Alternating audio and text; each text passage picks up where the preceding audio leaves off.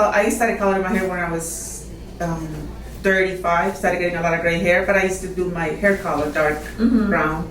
And I did it for years until maybe, I would say 8 years ago that I started doing the low lights, highlights to blend in the gray a little bit. And then these last 2 times they bleached it a lot to get a lot of blonde in it, because you saw the picture. I had a lot of, I'll show you another picture. Can I see but it was pretty bleached and I didn't like that. Yeah, go ahead and pull up the ones that you didn't like too so I can see. I mean, it was okay for a while, but then it started getting a little yellowish in it. Like, that's what I didn't like. Okay. Let's see. See? Here you can see I have more. That one's a bit darker than where you are right now. Yeah, okay. It's a lot darker. This is, And then now show me your goal photo. What you want to be. Oh, what I want to be. This is what I sent you, I think. Yeah. I don't know. What do you think would be the best thing for you? You think about what do you on my like hair? and don't like? I mean, I kind of thinking something like that. I don't know if it'll be too dark for me. Okay. Are you leaning towards more of like a beigey gray? Because I know in your text you said you don't like any violet.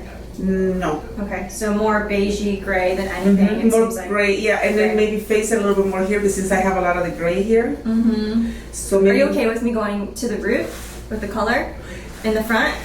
What would be the shade? Just to blend it. Just to blend it. That's fine. It's not like solid because if I just leave it, it's still gonna look like white. White, exactly. Yeah. So I want to put a little bit of warm in it, like a little. Not warm, but just like have some sort of so that the toner takes here and it takes on the ends too. So when it fades out, it looks blended rather than two tone because it looks like two tone. It's two tone, and that's what I don't like. Yeah. Definitely, I don't like that. Okay.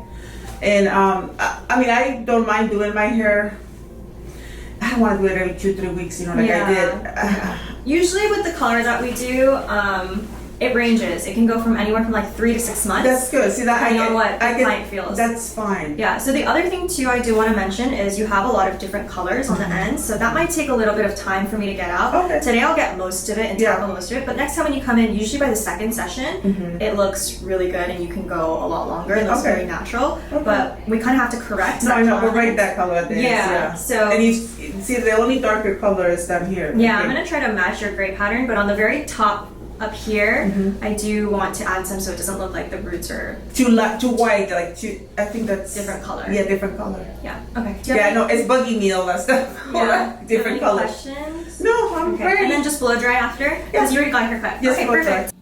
Hi guys, welcome back to my channel. So this week I have a new client who just wants something that is going to grow out more soft against her natural and just have something that looks a lot more blended than what she currently has.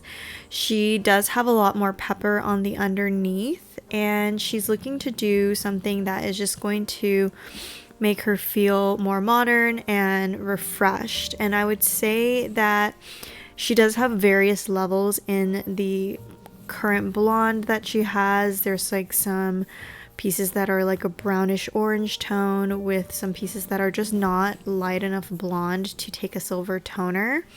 So I'm going to go in with my signature placement and try to even out everything as much as possible. Now I am doing her placement all the way to the root, and I find that doing it this way is just going to ensure a good amount of blend throughout the entire look and have everything grow out really soft. Now, if I were to leave her root, I feel like the toner wouldn't take as well there and her hair would still look disconnected from the root to the mids and ends. So I normally always do my colors to the root, and I am going in and using 2 different volumes for the root and those darker ends. I am also teasing to kind of just diffuse some of that and just trying to go in and see how light everything is able to get. And we are going to be doing tip outs as well too, to try and just even everything out and get rid of a lot of this warmth that she has. And I am using the Danger Jones powder lightener for this too, and I love this lightener because it's formulated with bonder, so it's going to ensure the integrity of her hair as we lift. And then in some areas where I feel like everything is going to lift pretty evenly, I am just going to be going in with my standard 20 volume. So just kind of picking out any previous highlight and then going from there. But I'm using the mohawk section and just pretty much slicing the entire section throughout and just addressing each zone.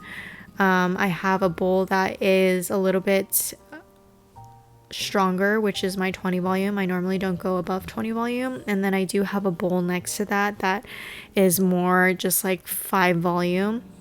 So I just kind of go through each foil and pretty much assess if a piece is a little bit on the lighter side of blonde and I feel like I can't really go in with quite 20 volume, I will just slightly hit it with a 5 volume. But for the most part, anywhere that has a darker patch or her virgin, I am going in with my standard 20 volume throughout the whole thing.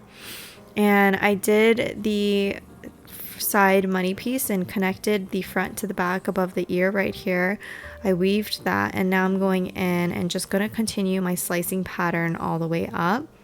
Now these foils are going to be spaced close together. I am leaving some negative space in between. I'm not doing fully back-to-back foils because I do want it to be more so a blend than a solid tone like she previously had. I want her natural to be woven in with the color that we put in her hair, and that's what's ultimately going to give her the softest grow out. Now our main focus today is to really just kind of get rid of a lot of that warmth that's on her mids and ends and just kind of even everything out as much as possible. And so that's why we're doing a full foil today. Now when she comes in for her touch-up, we won't necessarily have to do a full foil because she has so much beautiful silver naturally. Today we did more so a full because I want to get rid of a lot of that orange and yellow that was on her mids and ends and just kind of even everything out overall.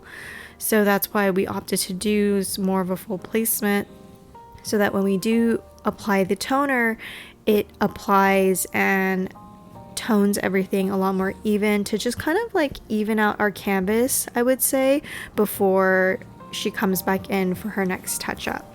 And so you can see her foils right now. She lifted to a nice clean level 9 and 10. And sorry, this footage is a little bit of out of focus, but you can see how well she lifted overall. I would say some of the pieces in the very back where it was a little bit darker did lighten up a little bit warmer, but overall I feel like she lifted really well. And because we did different volumes throughout different parts of her hair, I feel like that also helped with evening out the levels in her hair. So now I'm going to go in with the Danger Jones gloss toners. For her formula, her root shadow is 5-1 and 6-01. And then for her end formula, she didn't want anything that was going to be too violet or anything. So for more of like a neutral gray tone, I will mix up 6-01 and 9-12 to create more of like a nice salt and peppery neutral gray. I really love these gloss toners because you just have to let it sit for a minimum of 10 minutes. I feel like it processes so fast and just leaves the hair just super shiny and nourished. Oh my gosh. Oh my god, look at that, how beautiful it looks. It looks so natural. It looks so natural. It doesn't look like at all the blood at all. Oh my god, it blended so and nice. And you see the dimension. Yeah, the dimension, exactly. And this, I love all this in there. Oh wow, beautiful. I knew I was coming to the right place. Oh my god, thank you. That's why I keep thinking, no, I gotta go. Yeah, and like your hair feels really good. It does. Oh yeah, what a pretty. Gorgeous. Oh yeah, see, I like that. That style looks so. I look modern, you know. I don't look like an old lady with the whole. But oh my god, it's so beautiful. I love it. My kids are gonna love it. It's good. Beautiful. Thank you. Alrighty guys, so here is the finished look. I absolutely loved it. I feel like we got rid of a lot of that old warm yellow and brown tone that was on her mids and ends, and I feel like this is gonna grow out so much more softer and natural looking against her natural gray roots. Now if she were to use no purple shampoo, this would just fade out more of like a really pale blonde, like how you saw she lifted to, but she can maintain this color with some purple shampoo and even like a purple mask after to maintain the silver tone. And next time when she comes in too, we can definitely do a softer blend and start utilizing some more weaves versus slices now that we've gotten rid of a lot of that solid warm tone on those mids and ends. So yeah, that is it for this week's episode, guys. Thank you guys so much for watching and tuning in, and as always, I will talk to you guys next week.